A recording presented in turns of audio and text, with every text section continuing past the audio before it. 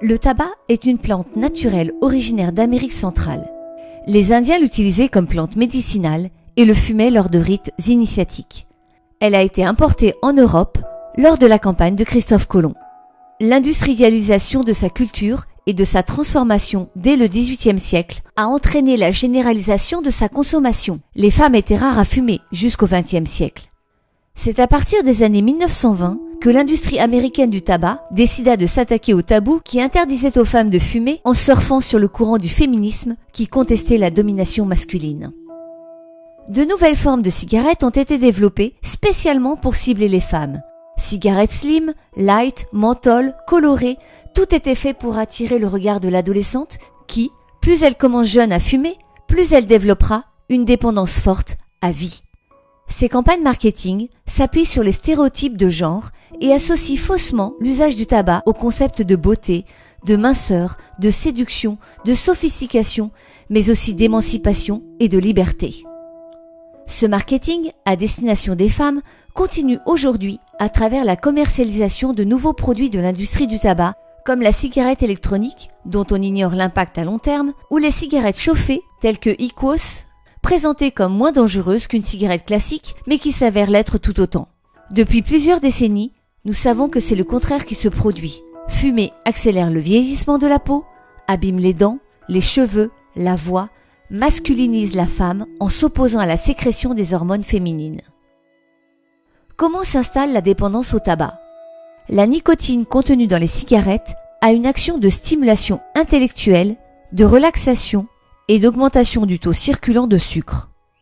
Le corps s'habitue à ces effets agréables qui lui deviennent indispensables.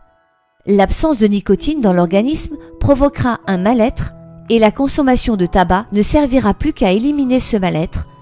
La dépendance physique est alors installée. Bien plus puissante que la dépendance physique est la dépendance psychologique et comportementale. Fumer au cours d'événements banals différents, petit déjeuner, pause cigarette, café après le déjeuner, soirée, marque ces événements et apporte une satisfaction qui est majorée par la nicotine de la cigarette. Peu à peu, la cigarette est perçue comme la source de la satisfaction, encore plus que l'événement lui-même. Ainsi, présente dans une foule de situations de la vie, la cigarette deviendra l'objet à tout faire. Tous ces éléments génèrent, entretiennent et amplifient une dépendance psychologique et comportementale.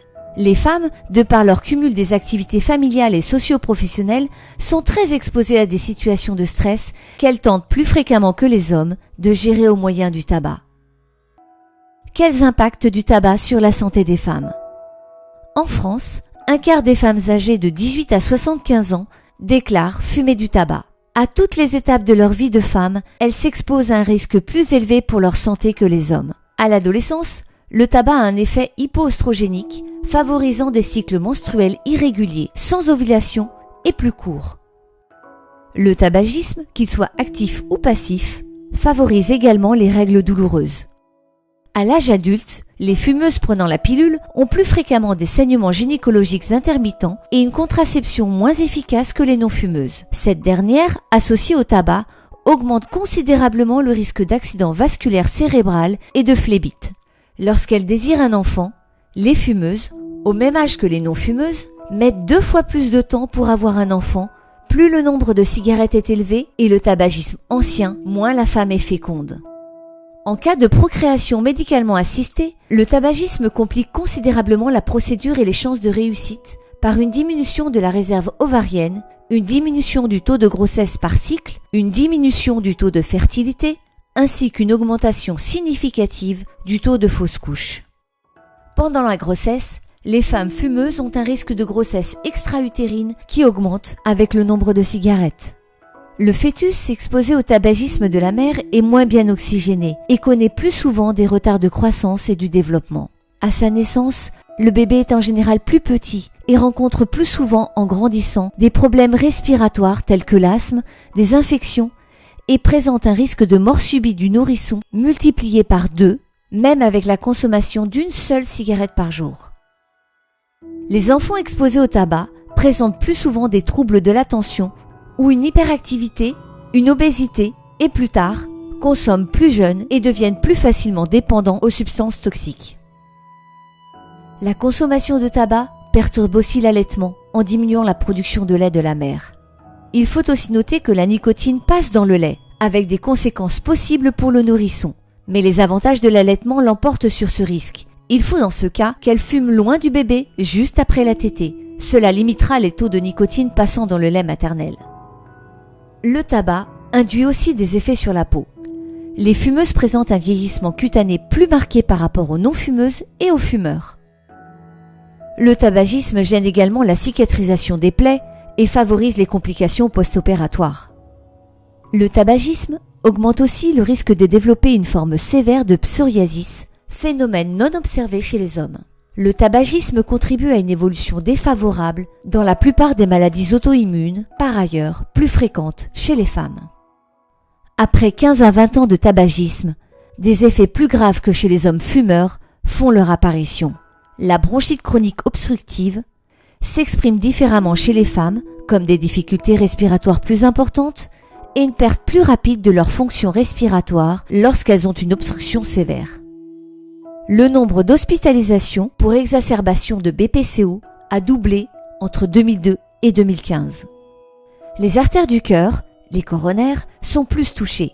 Tous âges confondus, à tabagisme égal, le risque de maladie coronaire est supérieur chez les fumeuses par rapport aux hommes fumeurs. Le nombre de nouveaux cas d'infarctus du myocarde a augmenté de 50% chez les femmes de 35 à 49 ans entre 2002 et 2015. Dans les cancers, le tabac est le premier facteur de risque évitable des cancers. Les preuves sont irréfutables. La fumée de tabac contient 7000 produits toxiques, dont 70 cancérigènes avérés, comme le benzopyrène, le nickel et le formaldéhyde. Ces produits arrivent aux poumons, passent dans la circulation sanguine et sont alors distribués dans tout le corps. Ce qui explique qu'en plus du poumon, le tabac est un facteur de risque pour 16 cancers différents. Ces carcinogènes du tabac s'accumulent au fil du temps, endommagent l'ADN des cellules et les transforment en cancer. Le tabac est le facteur de risque principal du cancer du poumon. Le risque est multiplié par 20 par rapport aux non-fumeurs. Chez les femmes, le nombre de cas de cancer du poumon a doublé en 10 ans, alors qu'il a baissé de 15% chez les hommes sur la même période.